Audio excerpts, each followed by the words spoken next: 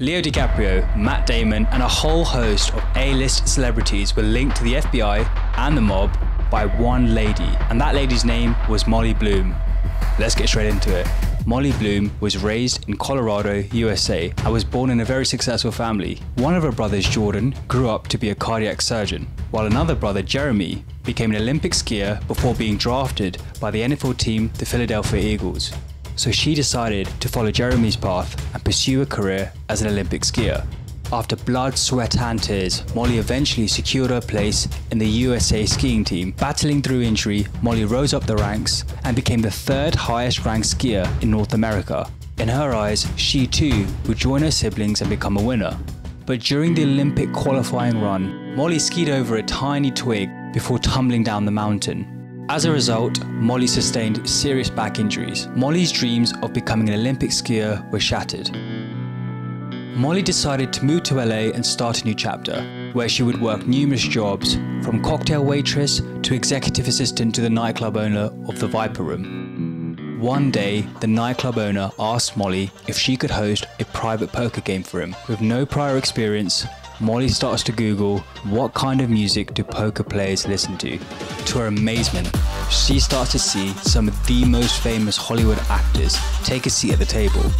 After receiving $3,000 worth of tips after one night's work, Molly realized there was a real opportunity here. And after tapping into a meticulous work ethic, Molly becomes a brilliant poker host. Yet Molly didn't earn the respect of everyone. Tobey Maguire, the actor who famously played Spider-Man, demanded that Molly, and I quote, "bark like a seal who wants fish," just for one poker chip. It wasn't a surprise that Molly fell out with some of her regulars, and as a result, Molly decides to move to New York and set up her own private company. Molly's game initially saw buy-ins start at $10,000 before reaching $250,000. Now this is where things get dark.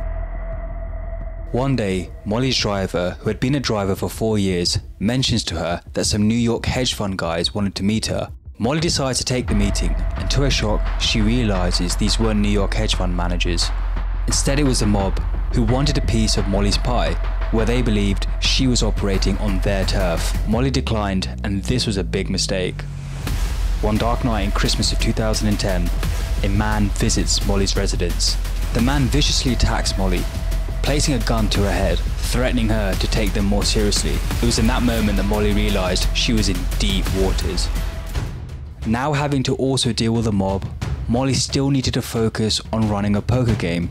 Molly's game was getting so big that she would see one player lose $100 million in just one night. Molly would often extend lines of credit to these high rollers, but not everyone paid Molly back, and it wasn't too long before she had a mountain of debt.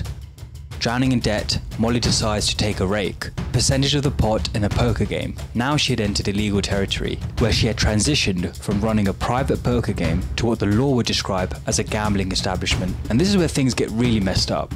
One of her regulars, a New York hedge fund manager by the name of Bradley Ruderman, he was being investigated by the FBI for allegedly running a Ponzi scheme where he would steal investors' money. The FBI kept tabs not just on Bradley, but on everyone he was associated with. One night, Molly received a text message from a poker dealer saying that the FBI were looking for her.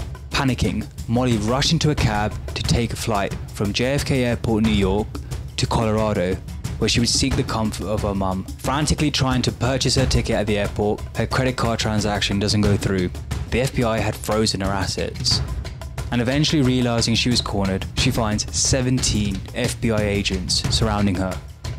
And in 2011, a group of investors who had been taken in by Bradley Ruderman's Ponzi scheme sued the A-list celebrities who would often play at these poker games. These celebrities included people like Leo DiCaprio, Matt Damon, and Tobey Maguire. The investors claimed that the celebrities and Molly had won cash from Bradley Ruderman, which in fact belonged to them. Molly was accused of receiving $473,000 from Bradley Ruderman. Luckily for Molly, she was able to avoid prison time and was ordered to undertake 200 hours of community service.